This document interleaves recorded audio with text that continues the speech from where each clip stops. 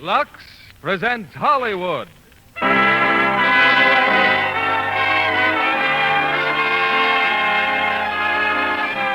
Lever Brothers Company, the makers of Lux Toilet Soap, bring you the Lux Radio Theater, starring Clifton Webb, Colleen Gray, and Robert Stack in Mr. Belvedere Goes to College. Ladies and gentlemen, your producer, Mr. William Keeling.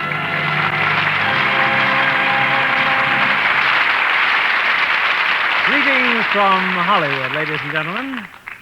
On rare occasions, a character in a picture or play will become so identified with one star that the audience simply can't imagine anyone else in the part. Now, that's the way it is with Mr. Belvedere and Clifton Webb. It all began in a delightful comedy called Sitting Pretty. And the public admired Mr. Belvedere and Clifton Webb to such a fabulous extent that a sequel was immediately demanded. 20th Century Fox came through a few months ago with a second hit, Mr. Belvedere Goes to College. You'll hear it tonight with Clifton Webb as the versatile and ubiquitous Lynn Belvedere, and starring with Mr. Webb are Robert Stack and Colleen Gray. Colleen Gray, as a co-ed, is quite typical of the standard of beauty among American college girls. You know, there's one thing these girls seem to learn long before they go to college, and that's the best way to take care of a beautiful complexion. Like the screen stars, the smart co-eds depend on Lux Toilet Soap care. Once again, you meet the famous Mr. Belvedere as the curtain rises on the first act of tonight's play, starring Clifton Webb in the title role, Colleen Gray as Ellen, and Robert Stack as Bill.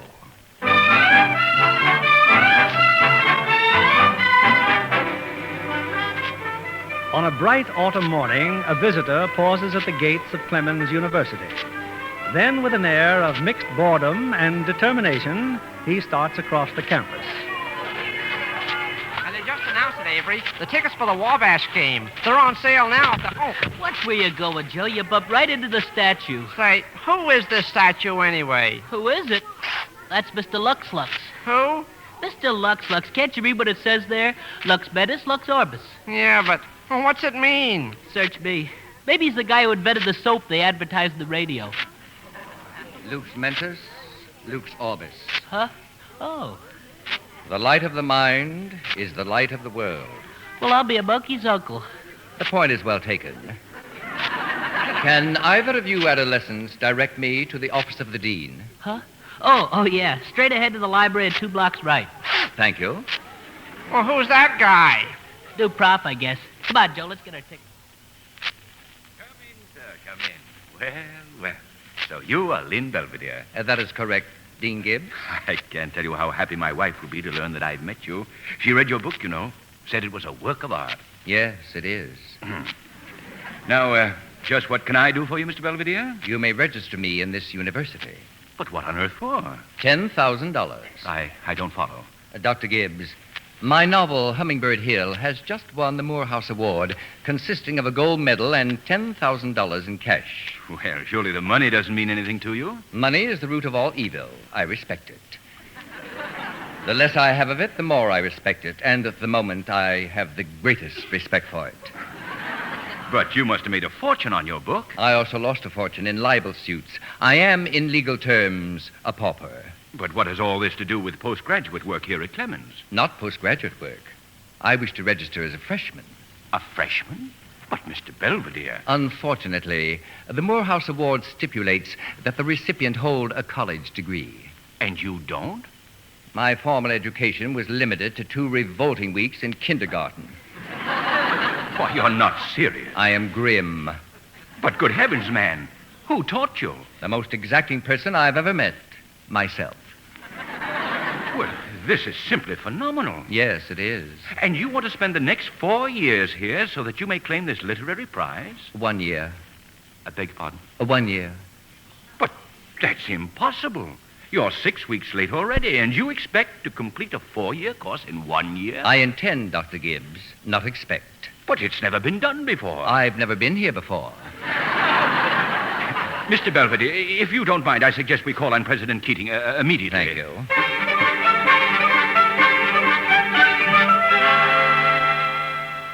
This appears to be a very special case, Mr. Belvedere. Oh, a very special case. It certainly is, President Keating. And I am going to make an exception. That is as it should be. But Dr. Keating, he doesn't even hold a high school diploma. Therefore, Dean Gibbs, you will arrange entrance examinations as soon as Mr. Belvedere is prepared for them. Would February be too soon? February? By February, I should be entering my sophomore year. Your what? Dean Gibbs, I shall be grateful if your staff examines me at the earliest possible moment. Shall we say this afternoon? This afternoon? You heard him, Dean Gibbs, this afternoon.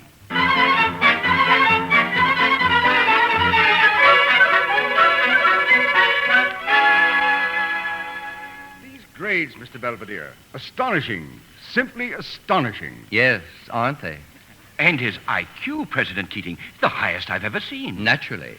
I am a genius. And that very fact compels me to suspect your motive, Mr. Belvedere, in joining us here. Mr. Belvedere, this attempt of yours to complete 4 years' schooling in less than one, well, it could disguise an ulterior motive, you know. A subterfuge is a strategy employed by idlers and parasites. I have never been either. Then you won't object if we stipulate a condition? Which is? That if you should attempt to use this university for a publicity stunt, to exploit your novel or yourself, if there is any notoriety or sensationalism during your stay here, it shall become my unpleasant duty to expel you. Condition accepted. Then allow me to welcome you officially to Clemens University. Thank you, President Keating.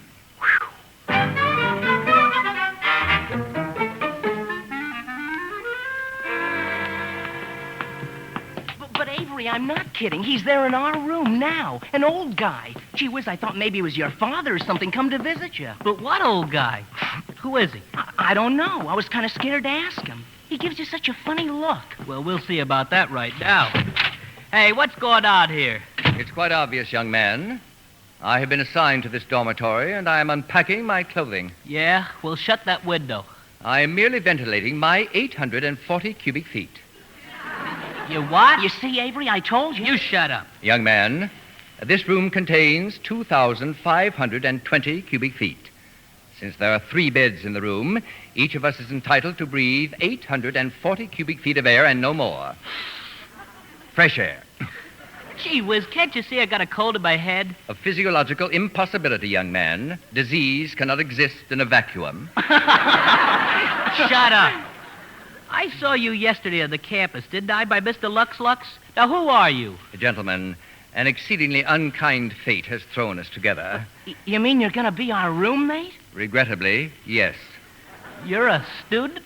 That is correct, my nasal neophyte. What class? I am a freshman. Oh.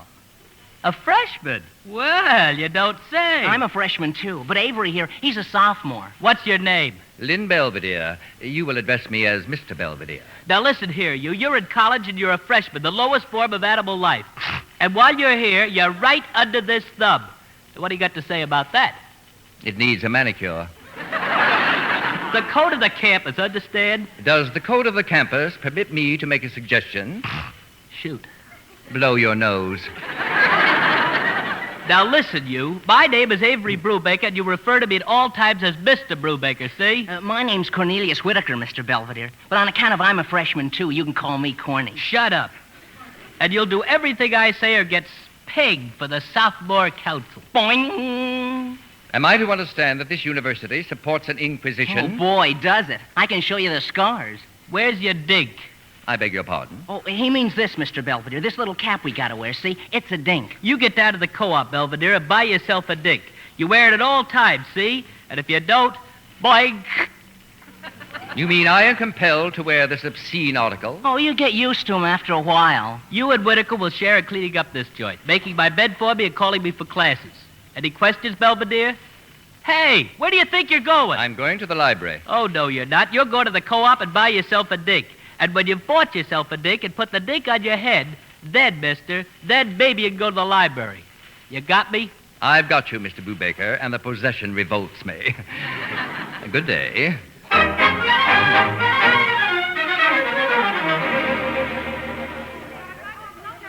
Hello? Yes, young lady?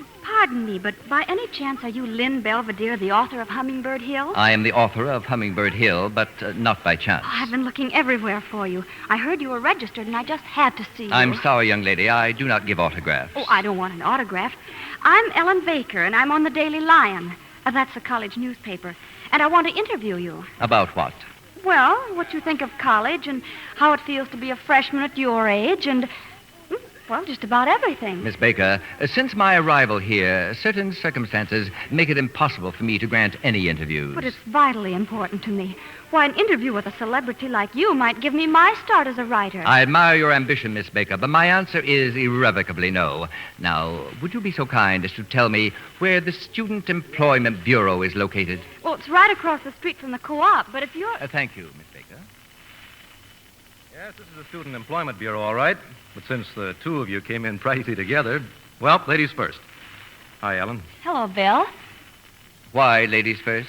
Just common courtesy, the usual thing. For your information, young man, woman has never been first in the entire tragic history of the human race. Huh? It was not Adam who sprang from Eve's rib, nor did Mrs. Noah captain the ark.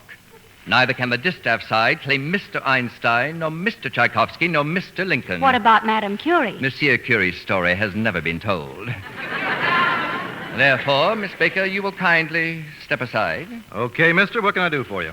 I am seeking part-time employment during the college year. What's your name? Lynn Belvedere. Now, exactly why do you need employment? In order that I won't starve to death. Well, that's a pretty good reason. What can you do? Everything. Well, most of the better jobs are all filled by now. Let's see now. There's an opening for a soda jerk. There still is. Would you like to be a babysitter? I've been all through that.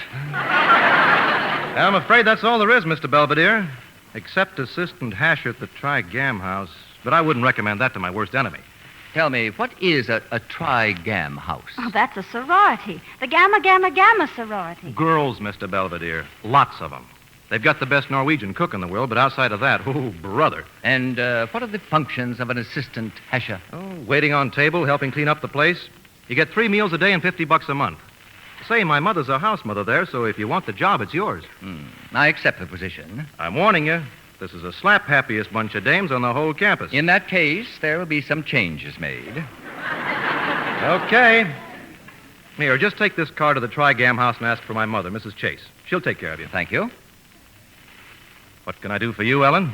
Oh, nothing special. I was just showing Mr. Belvedere where the Employment Bureau is located. It's obvious, Mr. Chase, that Miss Baker is slightly less than delighted to see you and is using me for a strategic withdrawal. Good day. He's quite a character, isn't he? So are you. Now, why did you come here? Well, because a friend of mine needs a babysitter for afternoons. Okay, what address? 41 Burnham Street. Hey, that's where you live, isn't it? Well, it's an apartment house. Ellen, look, 4 weeks. That's a long time to be brushed off. I haven't been brushing you off, Bill. It's just that... Oh, sure, I know. Between classes and all the work in the newspaper, you just haven't a minute to spare. Why do you think I put you on the staff? Because being a good editor, you know I can write. Sure, and your big blue eyes had nothing to do with it. Oh, well, what's your friend's name? The one with the baby. Mrs. David Ashley. Well, tell her we can't promise anything. You know, people are beginning to find out that there are easier ways of making money than having Junior vivisect them. Don't you like children? Crazy about them. Especially with their straitjackets on. Oh, I'll tell her. Thanks, Bill.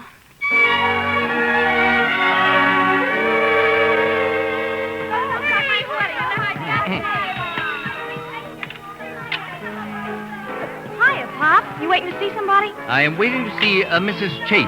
Oh. Well, just barge right in the living room and spread out. I'll tell her you're here. Thank you. Mrs. Chase! Hey, there's a man in the door!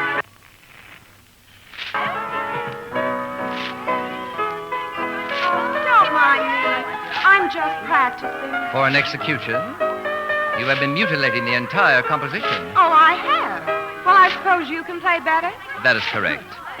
Allow me.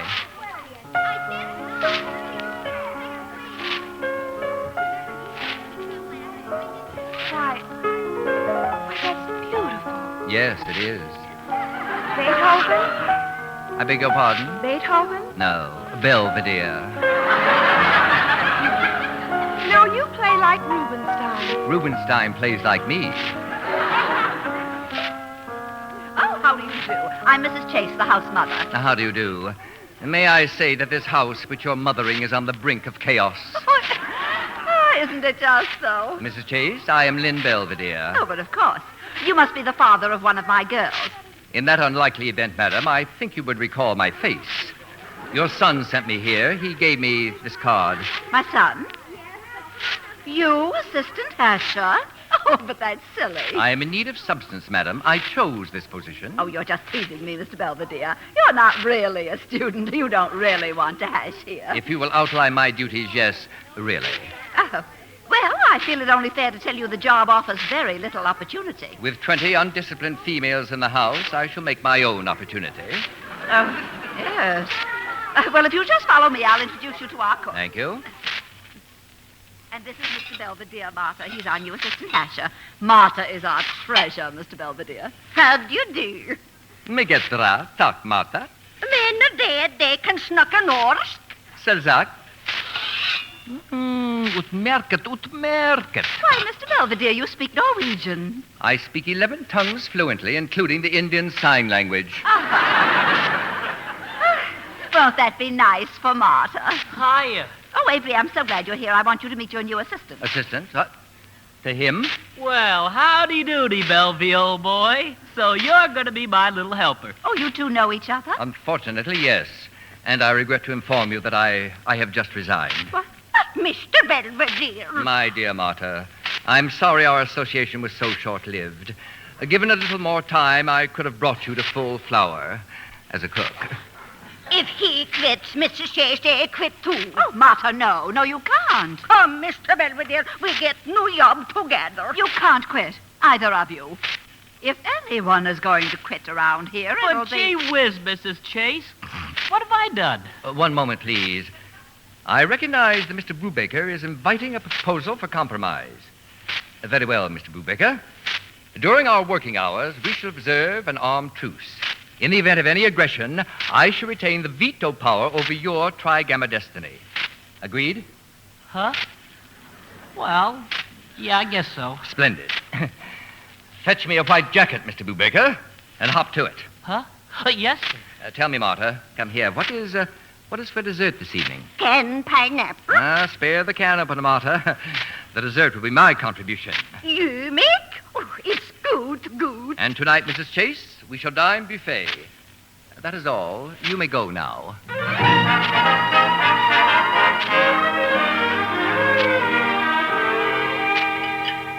Boy, we sure lucky to have Martha. Hey, look, everybody. Look what's coming in for dessert. What is it? Crepe Suzette? Crepe Belvedere. Crepe what? That plate is not for you, Miss Auchincloss. Kindly be good enough to serve Mrs. Chase. Oh, but I always wait on myself, Mr. Belvedere. You are an elder, Mrs. Chase. Therefore, you will be seated, and Miss Auchincloss will serve you. Oh, well. Hey, get a load of this dessert. Is this stuff dreamy? Miss Norman, appreciation of good cuisine should be demonstrated without benefit of dialogue or sound effects. Sorry, Mr. Belvedere. Well, I, for one, don't need lessons in manners from a hasher. Possibly not, Miss Auchincloss, but your appearance warrants comment. Oh, such as? Since you ask, I should advise you to make no claims which you cannot later prove. Well, really? I'm referring to your eyelashes, Miss Auchincloss. Obviously artificial. Hey, have you got a minute? Why, Bill. Young ladies, please. We can only stay a minute, Mom. I'd like to have you meet Ellen Baker. Ellen, this is my mother. Oh, how do you do, my dear? Why, you must be new. I haven't seen you before, have I? I guess not, Mrs. Chase. You see, I transferred here from Stanford for my senior year. Oh, your home is in California? Just outside of Burlingame. Burlingame. Oh, of course. The Bakers of Burlingame. Oh, I danced once with Nedbury Baker. Well, I'm not. Of course, I was much younger then. You see, my family... The Nedbury Bakers. Well. Now, you two must stay and have coffee with me. I'm sorry, Mom. We've got to blow. But you will have dinner with us, Miss Baker, next week, maybe? Thanks, I'd love to. Oh, splendid. Well, good night, Miss Baker. Bill, what's this Medbury Baker business about? Don't mind my mother. She's got bruises from jumping to conclusions. Oh, girls, Did you see who that was? Ellen Medbury Baker from Burlingame. Oh, wonderful family. Very distinguished. You know, you girls ought to rush her. Oh, I'm so sorry, Mr. Belvedere. You were about to say something. Yes, I, too, have a word for the young ladies. Now, then, as we conclude our first meal, I wish to comment on my observations. Miss Atkins, Miss Smith, Miss Harris. Yes. You have dined tonight with shirt tails out hanging. Sloppiness is definitely passé, even at Wellesley. Miss Willis, the Johnson twins. Yes? You were several minutes late. Henceforth, hours for meals will be rigidly enforced as follows. Breakfast, 7 to 8 a.m., lunch, 12 to 1 p.m., dinner, 7 to 8 p.m. 1 second late, no admittance. We shall now synchronize our watches. Are you ready? It is now precisely 8:02. Check? Check. Thank you. Good night, young ladies.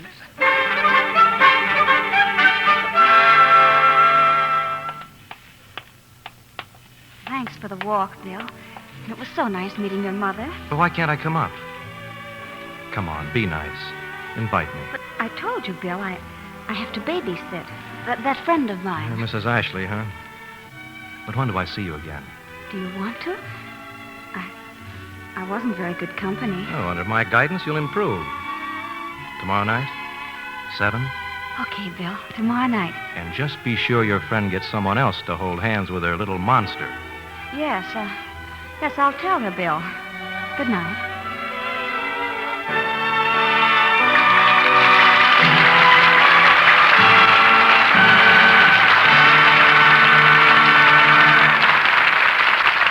In a few moments, we'll bring you Act 2 of Mr. Belvedere Goes to College.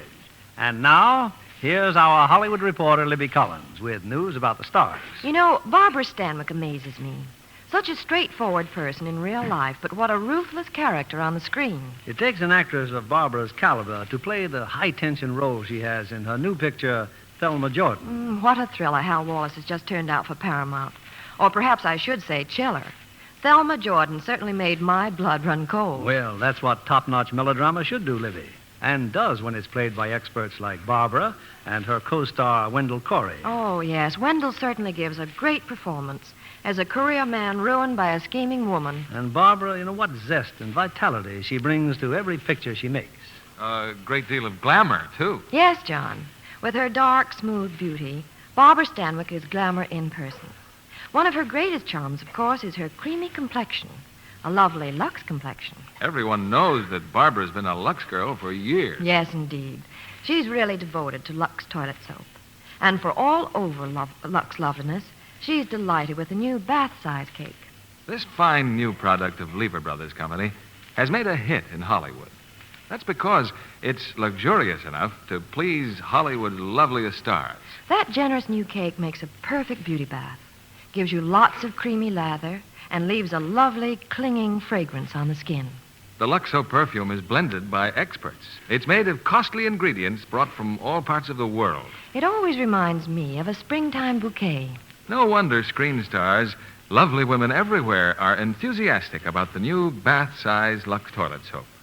The whole family will enjoy this generous satin smooth cake. Get the bath-size Lux toilet soap tomorrow. Remember, this is the fragrant white soap 9 out of 10 screen stars recommend. Now, our producer, Mr. William Keeling. Act 2 of Mr. Belvedere Goes to College, starring Clifton Webb as Mr. Belvedere, Robert Stack as Bill, and Colleen Gray as Ellen.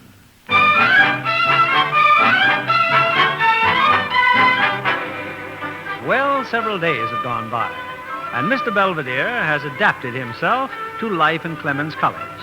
Or perhaps it should be stated that Clemens College has adapted itself to life with Mr. Belvedere.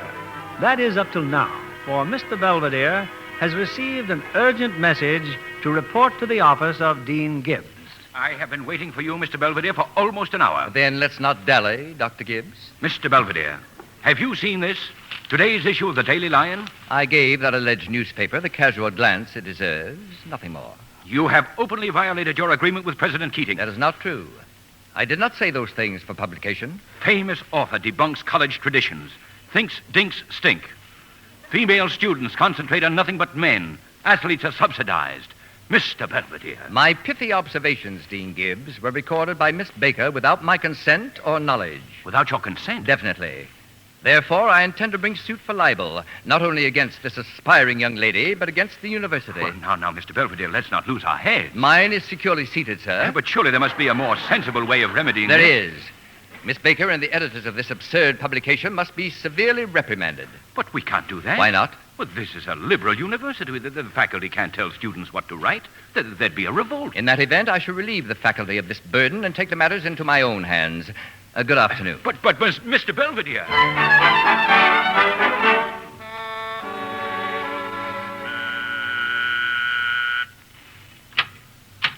Yes? Oh, good afternoon. I would like to I'm see... sorry, but Mrs. Ashley isn't home. Mrs. Ashley.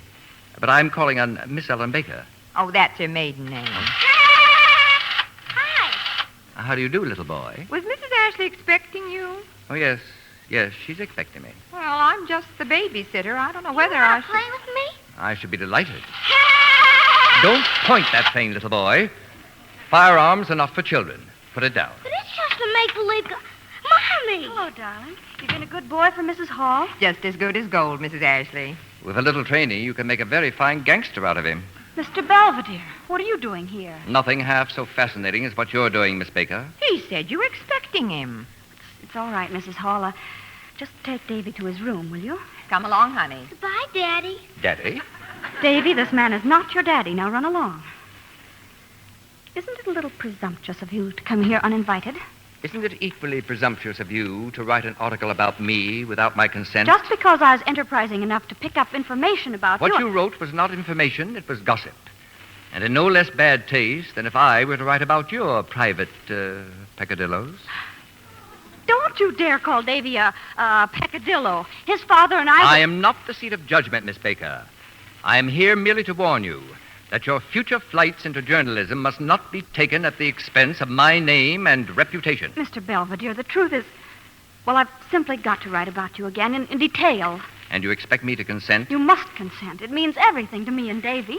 When I first got the idea to write an article about you for the college paper, I saw possibilities way beyond that. So you wrote to several national periodicals, huh? This reply from Look magazine is most interesting. It mentions the sum of $500. You looked at that telegram on my desk? Naturally. What?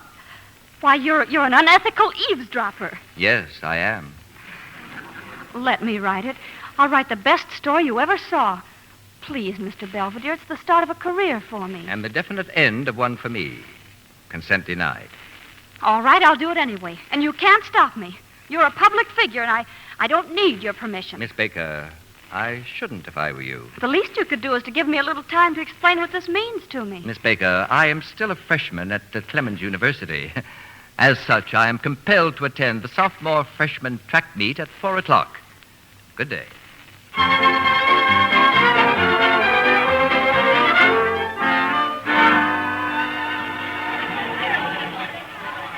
The score is now tied. 42 points for the sophomores, 42 points for the freshmen. Next and final event, the pole vault. Gee, Mr. Belvedere, how can you just sit here and read a book? Didn't you hear what he said? The score's all time. I must ask you again, Cornelius, not to interrupt me. Furthermore, the month of November is an extremely unlikely time for young men to go flitting about in union suits. In any event, Cornelius... Yes? Get lost. Now on the field, pole vaulting for the sophomores, Avery Brubaker. Look at him, Mr. Belvedere. That's him. That's Avery out there. Catching another cold, no doubt. And he cleared it. Brubaker goes 12 feet 3 inches for the sophomores. Oh, no, we're dead, Mr. Belvedere. We're cooked. Kindly stop jiggling. You don't understand why Galloway can't come near 12 feet. Who is Galloway? He's our entry, the freshman entry in the pole vault. Oh, gee, Mr. Belvedere, how can you be so calm and peaceful when these two dinks are in the balance? I beg your pardon? Holy smoke, don't you know? If we lose this pole vault to the Sops, we've lost the meet, and we're stuck with these dinks till next June. And if we win? Well, we get rid of our dinks right now. Cornelius, into each life some rain must fall. Mr. Brubaker is about to get drenched. Hey, where are you going? Mr. Belvedere, hey!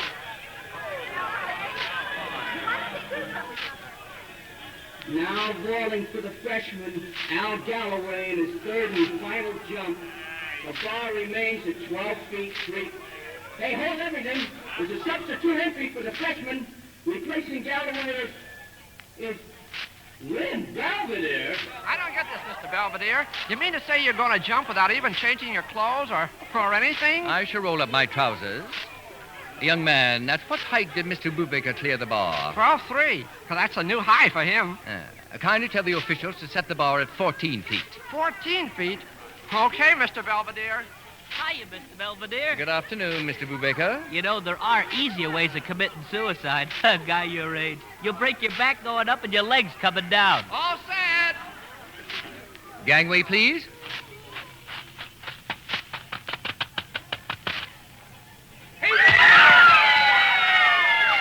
He made it. Belvedere swings the bar at 14 feet. The new tenth for the freshman. The freshman wins. Hey, Mr. Belvedere, what a jump. Thank you. Do you realize it was just 4 inches off the record set in 1922 by a guy named... Now, wait a minute. It's right here in the record book. By a guy named Lynn Belvedere. That is correct. Here, have a dink.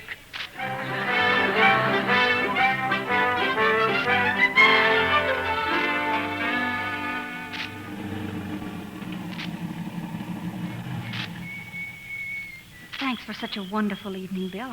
I don't know when I've had such a nice time. I don't know when I did either. Ellen, can't we just sit here for a while? You sound much too serious, Bill. About you? I'm very serious. And there's something I'd better tell you, Bill. Oh, no, not here in the car. You'd better come upstairs with me. Yeah, but when I called for you, you met me down here. You said the paint on the floor hadn't dried. Well, I'm sure it's dry by now. Let's go up and find out. Say, this is all right. Now, don't blame me for hiding out here. Just sit down, Bill. There's someone I want you to meet. Here we go again, the mysterious Miss Baker. Mrs. Hall. Oh, hello, Mrs. Ashley. Davy asleep? Oh, yes. He's been fine. Here's your money. Thanks again for coming. Anytime, Mrs. Ashley. Good night. Oh, hello. How do you do? Are you the one I'm supposed to meet? I hardly think so. Good night. Come here, Bill. He's in here. He? Shh. He's asleep. Hey, what is this? Remember Mrs. Ashley, the one who needed the babysitter? Say, he's kind of cute. I think so. But then all mothers are prejudiced. Mothers? Let's go into the living room before he wakes up. Oh, Ellen, I had no idea you... He's mine, Bill. And here's a picture of his father. Air Corps, huh? 20th Air Force, Bomber Group. He was killed 2 weeks before the Japanese surrender. That's awful tough. It makes a difference, doesn't it? Why, no, but why have you kept it such a secret? I've just tried to keep Davy separate from my college life. That's why I came here. At the last school, it was no secret, and, well, it took too many explanations. Like now, huh? I just thought you ought to know. Oh, he's a swell kid, Ellen. Bill, let's be honest. The fact that I'm a widow with a baby, it's just too much to take, isn't it? Oh, you just sort of floored me, that's all. Look, I better run along. I still have some studying to do. See you in class tomorrow, huh? Sure. See you in class tomorrow. Good night, Bill.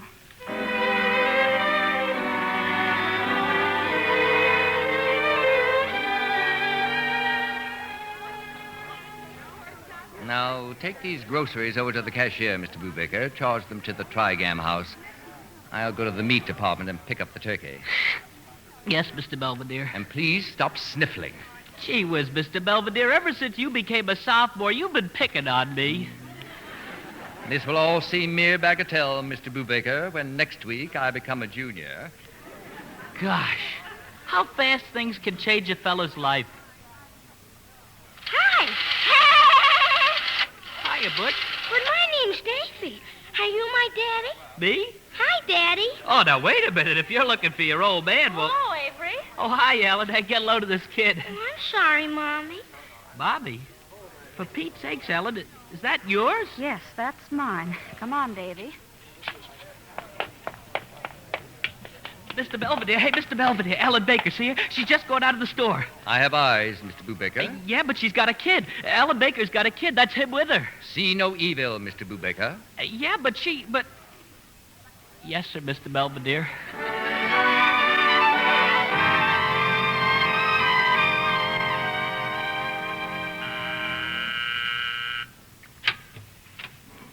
Why, Bill. Come in. Sit down. Ellen, I've wanted to talk to you for days. You don't have to explain, Bill. I understand. No, I don't think you do. Bill, you don't have to go through all this. You're doing it because you're nice and you feel you ought to. You're never more wrong. I don't blame you. I told you before. I'm a widow and I have a child. I know how you feel. Yeah, maybe you're right. Maybe that was the way I felt. You see, you came at me kind of fast the other night. Well, it's taken me until now to get up enough gumption to face the competition. Davy and your husband. Bill, I loved my husband. He was a wonderful person. I married him on leave. I guess we wrote more words and letters than we ever got a chance to say to each other in person. He was killed before Davy was born. You don't have to tell me all this. But I do. I'm proud I married him, Bill. I'm sorry he didn't get to see his son, but there's no competition. Ellen, I love you. Don't you see? I want to build a home. Perfect timing. That'll be my mother. Your mother? Hello? Oh, hello, Mrs. Chase. Oh, fine, thank you. She wants you to have dinner at the Trigam Dinner? House. Tonight? I'd love to. 7? Yes, I'll be there, Mrs. Chase. Thank you. I'll drop by after dinner and we'll give her the big news, huh? You were pretty sure of yourself, weren't you, chum? No, ma'am. I was pretty sure of you.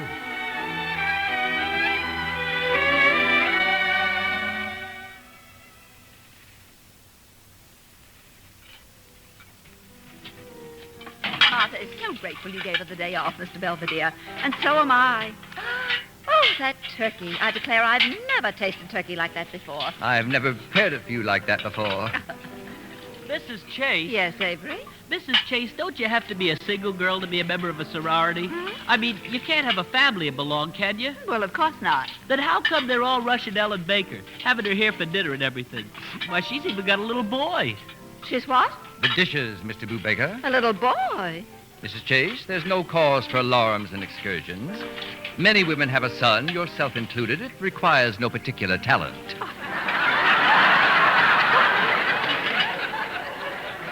But she said nothing about it to me. Neither did Bill. But if there's a child, there must be a husband. Not necessarily. Miss Baker is a relict. Relict means widow, madam. That's what she says. Speak no evil, Mr. Brubaker. What Mrs. Ashley says or does is no concern of yours. Those dishes are. Well, it's of grave concern to me.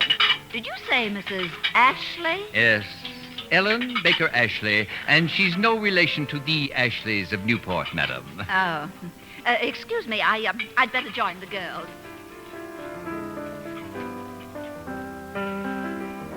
And I do think I should have been told, Miss Baker. After all, I am Bill's mother. I'm sorry, Mrs. Chase.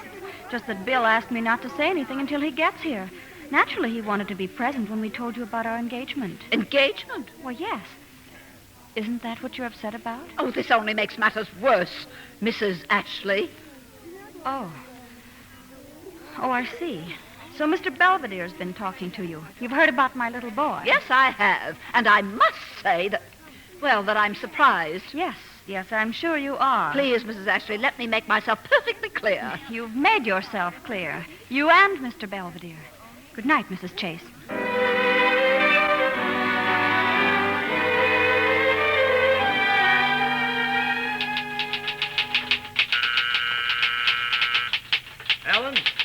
Ellen, it's Bill. Ellen, what happened? Bill, please. When I stopped by the Trigam house to pick you up, you were gone. Ask your mother what happened. I did ask her. I can't get anything out of her except my poor boy and that unfortunate girl. What did my mother tell you? Everything that Mr. Belvedere told her. When she got through, Now, come on, honey. Calm down. You're all excited. That's right. Stick up for your mother. She's 100% right, and I'm 100% wrong. Ellen, this is you and me. Let's leave mothers and kids out of it. Don't call Davy kids. You hate kids. You called him a little monster once. I never... But that was before I met the little... Oh, you're being very, very unfair. Something told me not to get involved with a man who has a mother. Everybody has a mother. You can't help Not it. when she listens to people like Mr. Belvedere. Well, this'll fix him. When I'm through with this article... What article? Bill, get out, please. I want to finish it and mail it to Look magazine tonight. But you can't do that. He'll be expelled and you'll be expelled. I simply won't argue with a man who's emotionally upset. I'm emotionally upset. Holy smoke. You women don't make sense. You don't think straight. You don't even... Oh, gosh, honey, what are we fighting about? I told you before. Ask your mother and ask Mr. Belvedere. All right, I will. Good night.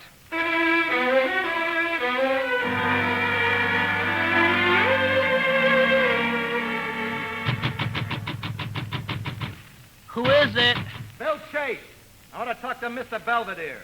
Open this door, I'll break it down. Who does that guy think he is, Mr. Belvedere? Talking to you like that. Yeah, the nerve. Now, you gotta open this door or not. The door is unlocked, Mr. Chase. I ought to let you have it. I wouldn't wave your fists at me, Mr. Chase. I think it only fair to mention that during my Japanese period, I taught judo at Tokyo University. Who told you to go sticking your snoot into other people's business? I find your language insulting and obscure. I'm talking about Ellen and me. You filled my mother a lot of nonsense about Ellen. And now she's called the whole thing off. Mr. Chase, if you are under the delusion that I have come between you and this young lady, that is not true. Oh, fine. Great. You've ruined my life. You've ruined Ellen's life. Young man, unless I am mistaken, and I never am. Yeah, that's right. He never is. Shut up. You have agitated your metabolism to a point where your behavior is quite adolescent. Adolescent? It is true that you have a problem. Miss Baker is an attractive, intelligent, albeit overly ambitious young lady who has a baby. That's none of your... Your mother is a kindly, well-meaning, albeit overly possessive woman who has a son. Is that your business? The fact that you have failed to reconcile the 2 points of view to your advantage is your problem, Mr. Chase, not mine. Indeed, I view the whole matter with complete indifference. I don't want to hear any more out of you. It doesn't matter so much anyway, because you won't be around here much longer. And what do you mean by that? Just wait. Wait until Ellen drops her bombshell on you. Tonight. Gee, what a crisis. What's he talking about anyway? Ellen's going to drop a bombshell. Here? Tonight? Not here, Mr. Brubaker. In the mailbox, I fear. Mr. Belvedere, where are you going? There's no time to lose. But you can't go out, not in your pajamas. If you'll kindly hand me my top coat. You'll catch your death of cold. Apparently, Cornelius, you have never read Admiral Byrd's story. I am the only member of the expedition who didn't. But, Mr. Belvedere, you can't go around the streets running around like that. It's 11 o'clock at night and Pajamarito week isn't until April. I have no time in this emergency to take cognizance of false modesty. But where are you going? I am calling on Miss Ellen Baker. Good night, gentlemen.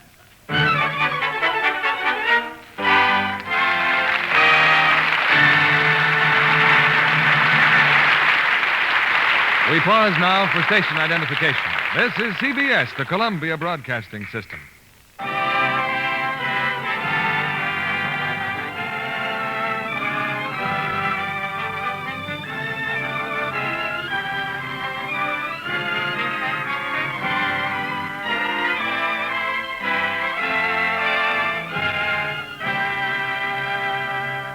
In a few moments, we'll bring you the third act of Mr. Belvedere Goes to College. Our guest tonight is Miss Helene Stanley, a brand new starlet at 20th Century Fox. I can see, Helene, why you passed your screen test so easily. Red hair and a lovely Lux complexion. That's a winning combination. Thank you very much, Mr. Keeley. But of course, the screen test is only the beginning. I'm so grateful for the acting experience I've already had. You specialized in singing and dancing roles, haven't you? Yes, and that's why I spend so much time on the set of Dancing in the Dark. It's a behind-the-scenes story of studio life. With William Powell being his debonair self as a famous actor. Isn't he wonderful? And Mark Stevens is a romantic lead. Yes, Dancing in the Dark is a happy experience altogether. Betsy Drake is a most engaging young songstress. Yes, and isn't she a joy to look at? And it's easy to see she's a Lux girl. Indeed she is, Mr. Kennedy. Betsy Drake has one of the loveliest complexions I've ever seen. And I know she depends on Lux Soap facials to keep it that way. Like other Hollywood stars, she finds it's a beauty care that works. You know, actually 3 out of 4 complexions became softer, smoother in a short time with Lux Soap Care. Recent tests by skin specialists proved it. It's such an easy, effective care. I know I wouldn't be without it. Thanks, Miss Helene Stanley. I'm sure lovely women everywhere agree that Lux Toilet Soap gives delicate skin gentle, protecting care it needs. If you haven't tried it, why not begin your Lux Soap facials tomorrow? Remember, Lux Toilet Soap is the fragrant white beauty soap 9 out of 10 famous screen stars use. Here's our producer, Mr. William Keeling.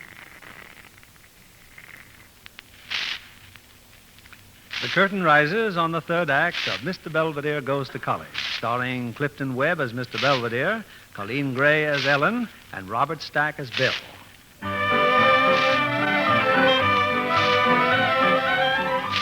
30 minutes ago, Mr. Belvedere left the dormitory at Clemens College and hastened to Ellen Baker's apartment.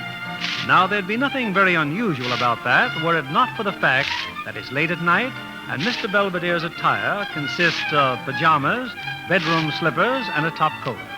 Obviously, Mr. Belvedere is very anxious to see Ellen, but Ellen hasn't the slightest desire to see him.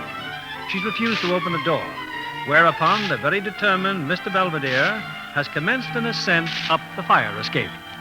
All right, brother. Now start climbing down that fire escape.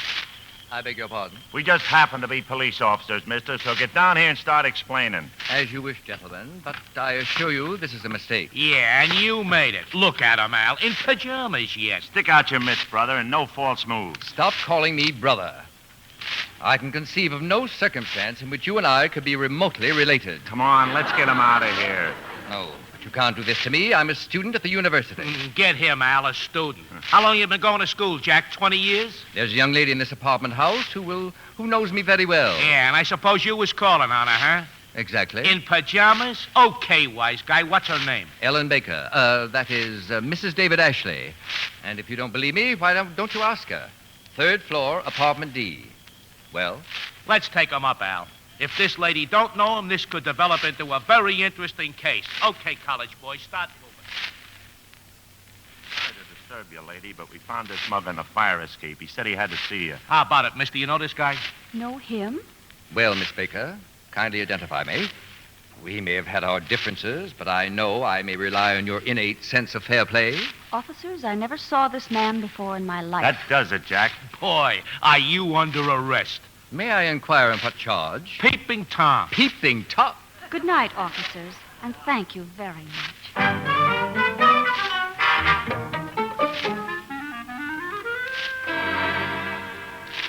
Peeping Tom, huh? Okay, what's your name? John J. Doe. A wise guy, huh? Okay, Mr. Doe. We'll just dump you in the drunk tank and refresh your memory. Take the handcuffs off him, Al. That will not be necessary. Here you are. Hey! You didn't lock the handcuffs. Of course I locked them. The guy's a Houdini. I taught Mr. Houdini. Frisk him. Find out who he is. Yes, Sarge. Sure. Sergeant, you will long remember this dank, turgent night to your regret. You sure this guy ain't top-heavy? You will discover that I'm no more sane and much more sane than you are. To wit, I know that you have the legal right to hold me for 48 hours. I also know that I have the right to make one telephone call. Yeah, who do you think's running this joint? You are, sir, and I suggest you enjoy it while you may. You don't scare me, Pop. All right, there's the phone booth. Make your legal call. Number, please. Operator, this is Lynn Belvedere. I want to call Washington, D.C., person to person, and reverse the charges. With whom do you wish to speak, please? Mr. J. Edgar Hoover. Hey, Sarge, did you hear him? J. Edgar Hoover. I heard him. Throw him in the drunk tank.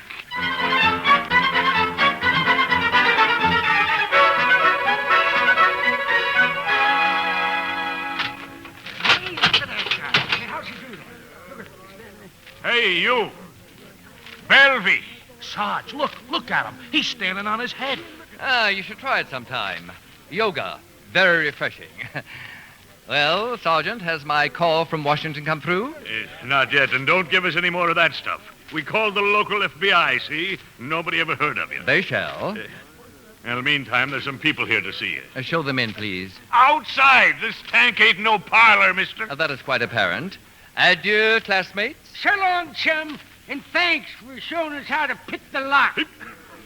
You showed them what? You'll find out, Sergeant. You'll find out.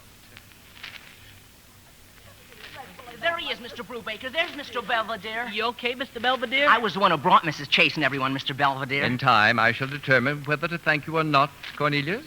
Well, Mr. Belvedere, this here young lady has explained everything. About knowing you, that is. Good evening, Ellen. Good evening. So we'll call it all a mistake, Mr. Belvedere, and drop the whole thing? Okay? On the contrary, I shall fight my arrest through to the highest authority, and I demand a hearing, and now. Gee, another crisis. But she dropped the charges. Miss Baker, why did you drop the charge? Because I couldn't sleep. That was your conscience. I slept perfectly. Yeah, he sleeps upside down. I just can't stand here, Sergeant, and swear I've never seen him before. Because I have seen him before. But I hope I never see him again. And that goes for one or two other people here, too. Well, if you'd only listen to me, Ellen, I could... Mr. Belvedere, I wish you could do something to bring them together. Ellen won't speak to Bill, and Bill won't speak to me. Oh, please. What is in that envelope, young lady? The article I wrote about you for Look magazine. Why haven't you mailed it? Because I just finished it. I won't let her mail it, that's why. Just try and stop me. You'd be foolish to try, Mr. Chase. Let her blast my college career and her own. Let her go on to a shabby success, dragging her ill-fed offspring behind her. There'll be nothing shabby about Ellen's success. And Davy's no ill-fed offspring. He's a darn fine little... Yes, I'm sure You he keep is. out of this, Mother. Oh, Mr. Bill. Chase, be wary of women who are hag-ridden with emotion and ambition. I am not hag-ridden with ambition. I'm just tired. Oh, Ellen. On guard, Mr. Chase. One does not reason with an emotional young woman. I'm not emotional.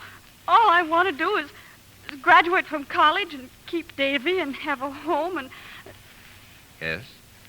Oh, all right. Here, take your old story. Thank you. Look, would you parties mind continuing this outside my police station? Hello? Yep. Huh? Yeah, he's right here. It's for you, Mr. Belvedere. From Washington. Thank you. Hello? Hello, Edgar. Yes, there was some trouble, but I've taken care of it myself. Oh, no, I don't think it'll be necessary. Oh, and you too. Well, well, thanks for calling, Edgar. Goodbye.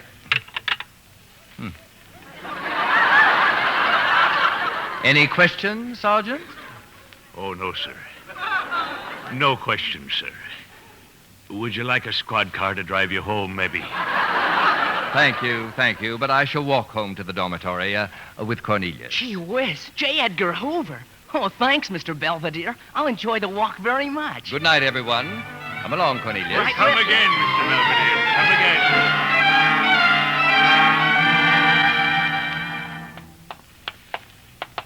Now, my instructions are quite simple, Cornelius, but you will kindly repeat them. Oh, sure, Mr. Belvedere. I take this envelope that Miss Baker gave you to the all-night drugstore, and I buy some stamps, and I mail it. Gee whiz, Mr. Belvedere, you'd think I was dumb or something. Far from it, Cornelius. But, well, there's one thing I don't get. I thought all this was because you didn't want the magazine to print... Never mind that, Cornelius. And if you know what's good for you, remember that in a few short weeks, I shall be a senior. Oh, I won't tell anybody, Mr. Belvedere. Gee, not even J. Edgar Hoover.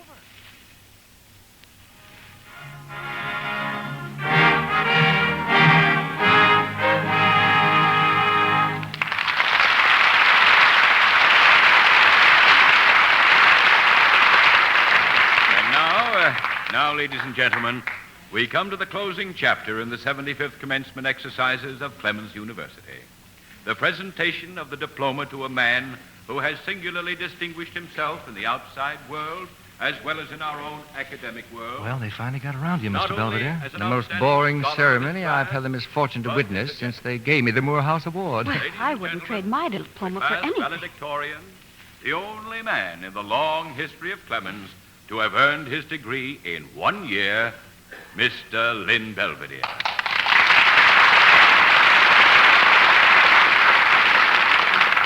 Mr. Belvedere, congratulations. You are not only a great scholar, but a man of principle. And I want to thank you for keeping your bargain. Bargain, President Keating? About the publicity and notoriety, I mean. Oh, not at all, President Keating. And now, it gives me great pleasure to hand you your diploma. Thank you, Dean Gibbs. And it gives me great pleasure to present you with this. But, Mr. Belvedere, a copy of Look magazine. The cover.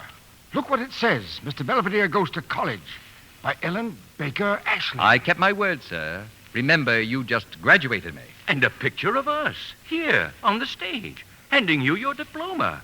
Why, Mr. Belvedere, this just happened. This is impossible. Yes. Yes, it is.